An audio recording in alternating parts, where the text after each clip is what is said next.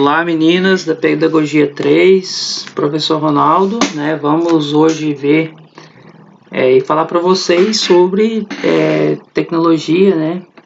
E PCNs, né? O ensino da tecnologia nos PCNs, segundo os PCNs. Né? Eu já falei para vocês algumas coisas relacionadas sobre PCNs, né? Em sala de aula. E hoje vamos diversificar mais essa forma de como que o estudo das ciências, né? As ciências ela é bastante diversificada de modo geral, ela vem abrangendo muito sobre os conhecimentos do nosso passado e os dias atuais, né? A tecnologia em si. E os PCNs traz essas mudanças, né? Relativa ao ensino de ciências na educação, desde a educação infantil, né, e do ensino geral, certo? Então, para vocês, né, estamos aqui, vamos falar sobre a disciplina de Fundamentos e Métodos do Ensino de Ciências Naturais. Aqui está uma imagem para vocês refletirem, né, como que era o ensino de antigamente, tá? Um ensino bem característico, né, salas cheias, né, como as de hoje, né, dos dias atuais, porém a forma que o professor ensinava, né, vocês podem observar que muitos, eles retratavam muitas coisas nas paredes, né, era cheia, preenchidas de alfabeto, preenchidas de símbolos de matemática, da história, né, da escola, da história da antiguidade. Então o professor naquela época era bastante diversificado, o ensino era mais voltado ao conhecimento, né, cotidiano, né, que é o conhecimento empírico, até que eu já expliquei para você em sala de aula.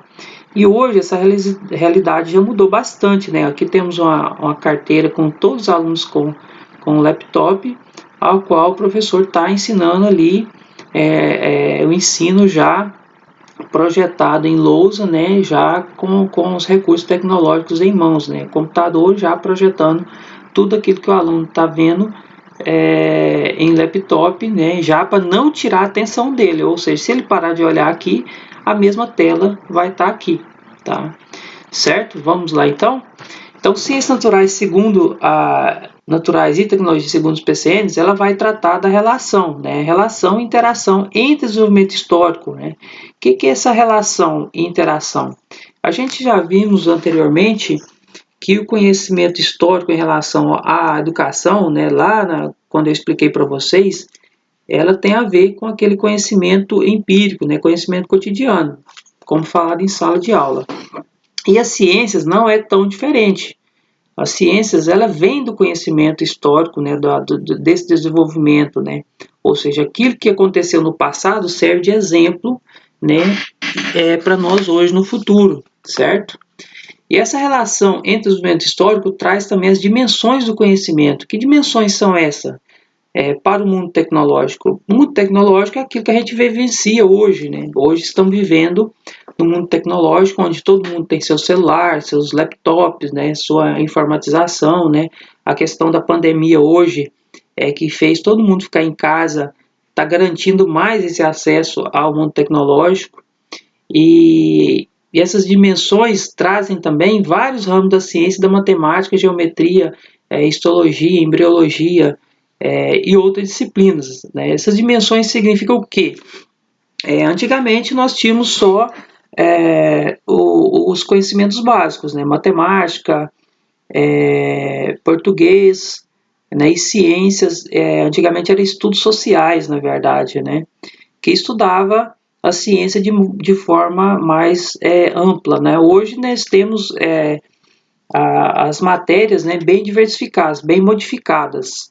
Ou seja, hoje você tem o aluno no ensino fundamental, ele tem mais de 12 disciplinas só em cada série, né? Antigamente era 7, 6 no máximo. Antigamente você não estudava filosofia, sociologia, não tinha essas disciplinas. Hoje você já tem, certo? Então as dimensões do conhecimento é aquilo que estava no passado e vem para o mundo hoje tecnológico, certo? Vamos prosseguindo. Outra característica das ciências, né, e tecnologia segundo os PCNs as novas dimensões do conhecimento traz a entender que, né, coloquei aqui como se fosse uma pergunta, mas até esqueci de colocar o ponto de interrogação. Quando novas teorias são aceitas, convicções antigas são abandonadas em favor das novas. Eu até comentei com vocês em sala de aula sobre a respeito de livros, né? Por exemplo, dentro das ciências nós temos algum descobrimento de uma célula nova, ou de algum micro-organismo, ou até mesmo de um remédio novo. Você descobre que aquele efeito não tem mais efeito do remédio, você compra aquele novo remédio com intenção de melhorar aquilo que você tem ou qualquer outro fator. Né? Por exemplo, um livro, né? Você tem um livro que o cara falava que a célula tinha um núcleo e dentro do núcleo não tinha mais nada, né? Era só aquilo.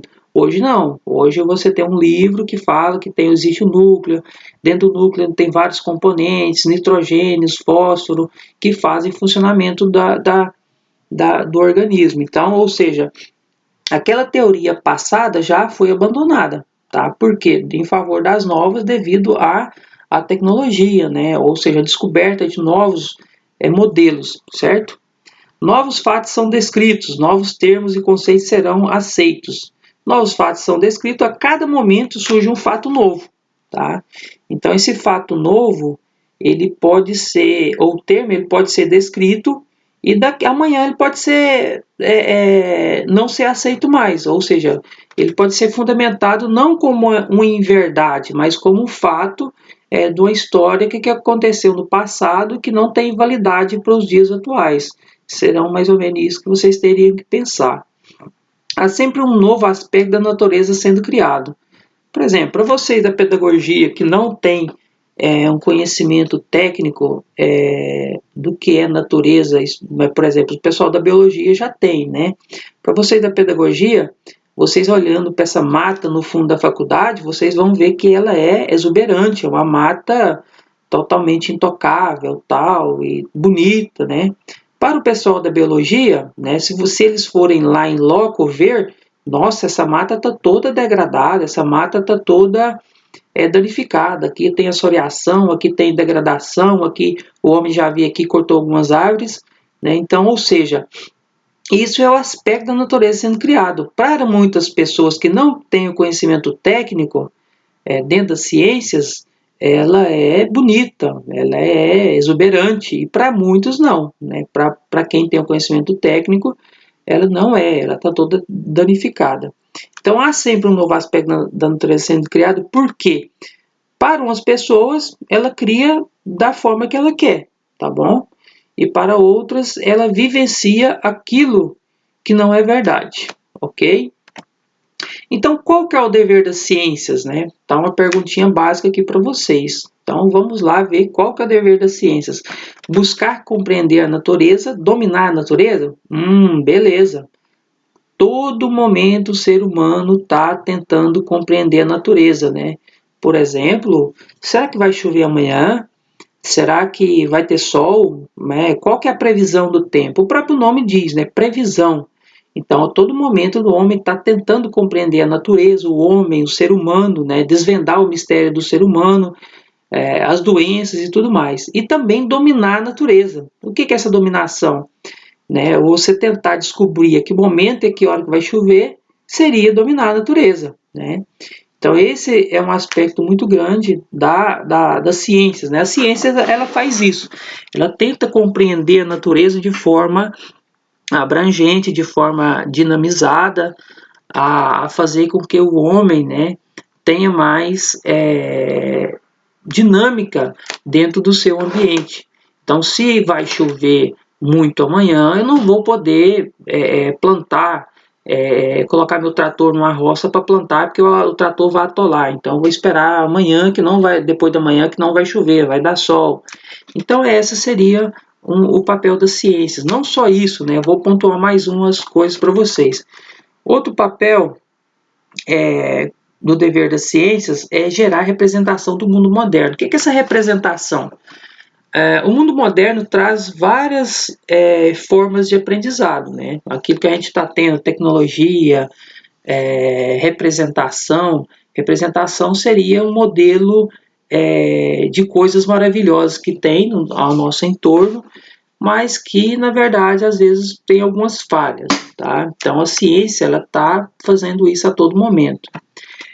Outro ponto é entender o universo, o espaço, o tempo, o ser humano, a vida. A ciência faz isso. A todo momento a ciência tem o dever, né? Por isso, então, qual que é o dever da ciência? Então, por isso que eu coloquei isso.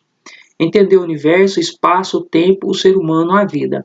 A ciência ela faz isso. Então, um estudioso, um pesquisador na área das ciências, ele está tentando desvendar a todo momento o universo, o espaço, o tempo e o ser humano e a vida. Então, quando se fala da vida, ele está tentando descobrir novos micro-organismos, novos seres, estudando mais o corpo humano, aprofundando o seu conhecimento para tentar ter uma resolução até mesmo de doenças que tem o mundo hoje atual. Descobrir e explicar fenômenos. Tá? As ciências faz isso a todo momento também. Tá? Então, a história das ciências, né, ela tem uma grande difusão, né, principalmente a partir do século XVI, com os paradigmas das ciências. Eu acho que eu falei para vocês lá em sala de aula o que são esses paradigmas das ciências. Né? Os paradigmas é aquilo que serve como modelo, né, para os dias atuais, ou serve como um padrão. Né? Ou seja, aquilo que foi do passado serve para nós hoje de alguma forma. Então, se nós temos passado, aquilo do passado garantiu a nossa sobrevivência hoje, garantiu que formos descobrindo coisas novas. Né? Então, desde a fabricação artesanal de um implemento ou de uma faca que era antigamente via pedra, hoje temos as facas lapidadas e isso serviu como modelo, né? Serviu como garantia para que nós sobrevivemos no mundo atual de hoje em dia. Então, esses paradigmas, né, que seria as grandes descobertas do passado. Né? Teve início na astronomia, Copérnico, Kepler e Galileu, no século XVI, né, e século XVII, acerca da observação celeste. Né? Ele colocou, né, dentro da astronomia, Copérnico e Kepler, falou que a Terra era o centro do universo. Né? Eles não conheciam outro planeta, né? E de forma bem abrangente. Né? Então, Galileu, né, já no século XVII, né, ele começou a subir em uma montanha e outra, e ele observava que o céu se decaía sobre o olhar dele. Se ele ia para um lugar, ele observava que o céu continuava se decaindo, ou seja, ele percebeu que a Terra era redonda.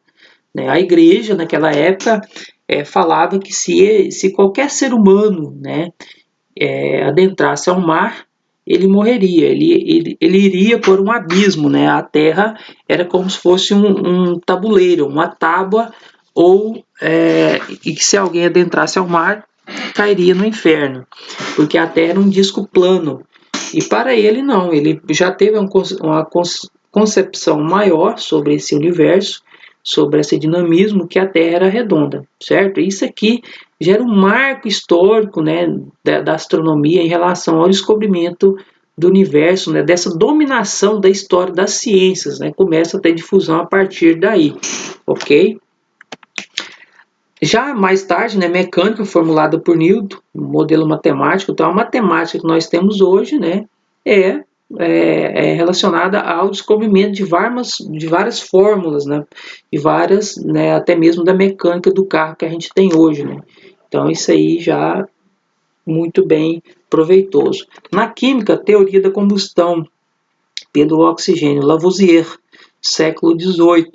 Então, a química que nós temos hoje, as várias escritas relacionadas à química, se damos graças a Lavoisier.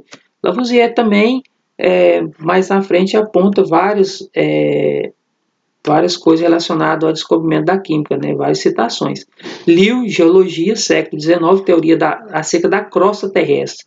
Cerca da crosta terrestre é como a teoria que a gente tem hoje, né? Não sei se eu não tive a oportunidade de falar para vocês, mas a Terra é formada por camadas, né? Por exemplo, na era Jurássica, a era Cretácea, né? Nós tivemos a era dos dinossauros.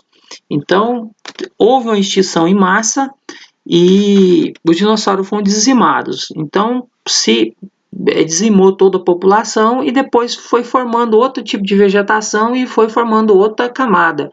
E hoje nós temos a camada que é a mais nova, né, a camada desde a era Jurássica, né, a era Mesozoica, e temos hoje a era Oceanozoica, que é o que a gente vive hoje.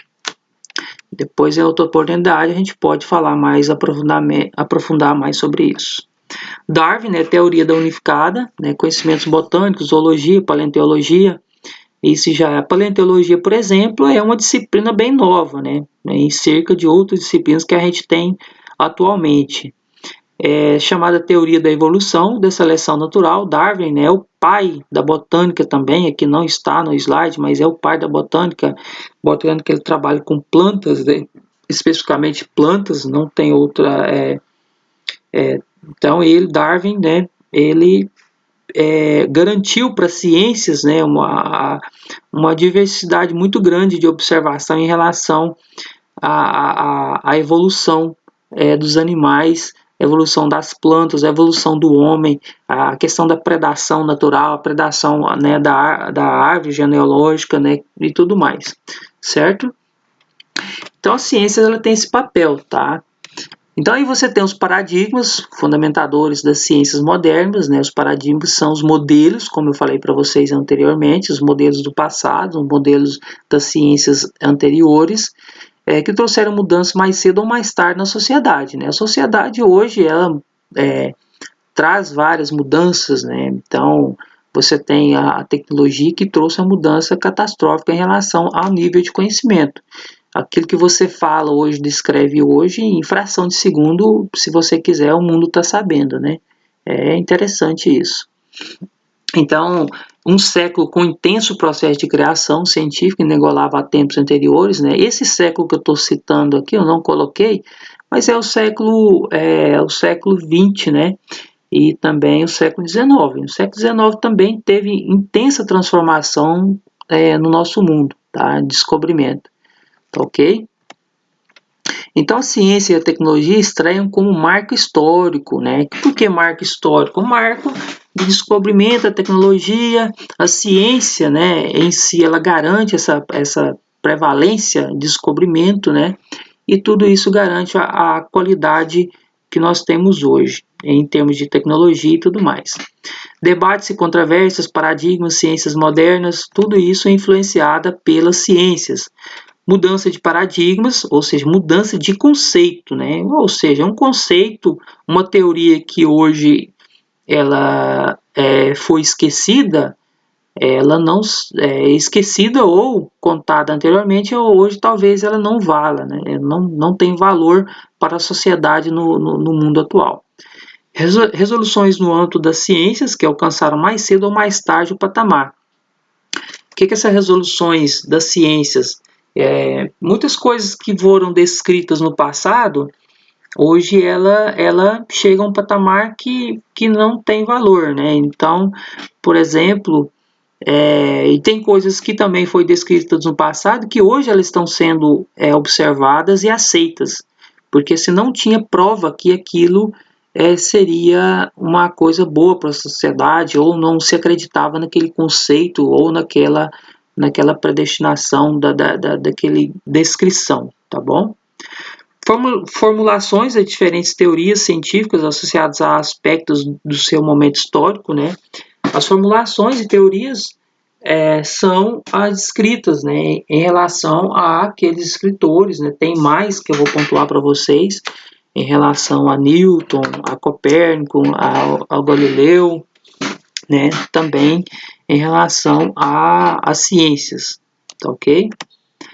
O século XX, processo da criação científica, associação entre ciência e tecnologia, né? Nós tivemos a informática a partir da década de 80, né? Que é chamada de terceira revolução industrial. Tivemos a engenharia genética, capaz de produzir novas espécies vegetais e animais. Então, a engenharia genética, hoje, ela é possível você ter até um filho e escolher a cor dos olhos que o seu filho vai ter. Então, a genética, hoje, você tem essa grande característica, né, se você tiver dinheiro, lógico, de escolher até a cor dos olhos, né? E para isso, né, essa manipulação genética, o ser humano não está só manipulando os animais, e também os vegetais, tá? Quando a gente fala animais, a gente está falando do homem, tá? Do homem e os animais mesmo, né? Dentro da ciência a gente trabalha com, quando a gente está falando de animais, a gente fala de homem e animais mesmo, animais domésticos, né? Ou não domesticados, de forma geral, porque o ser humano é considerado dentro da ciência como animal também, tá ok? Então, os PCNs propõem o quê? Novo ensino médio, né, aquilo que a gente está falando lá dentro dos PCNs das ciências, né, a gente vai ver isso, eu vou passar o texto para vocês. Novo ensino de biologia. O que é esse novo ensino de biologia? Esse novo modelo, o que os PCNs propõem? Né? Eu coloquei só as 3 características principais. Tá? Dominar conhecimentos biológicos para compreender os debates contemporâneos e deles participar. Então, dominar o conhecimento biológico e compreender, né, a parte da contemporaneidade, né, ou seja, aquilo que foi histórico, aquilo que foi ideia no passado, tá ok? Isso serve para que o nosso ensino, o nosso dinamismo em relação ao entendimento das ciências seja mais amplo, seja mais característico, tá bom? Segundo, oferecer respostas para as indagações que vêm sendo formuladas pelo ser humano ao longo de sua história. O que seria indagações? Indagações é questionamento, né? Perguntas. Então, por que uma célula é isso? Por que aquilo é daquela forma? Por que a evolução hoje, né, para muitos conceitos, ela está parada, né? Na verdade, não está. A todo momento, né, o ser humano está evoluindo. Só que são bilhões e milhares de anos para isso acontecer. Como nós vivemos em uma fração, assim dizendo, de segundos, né? Porque a nossa história aqui na Terra é rápida, né?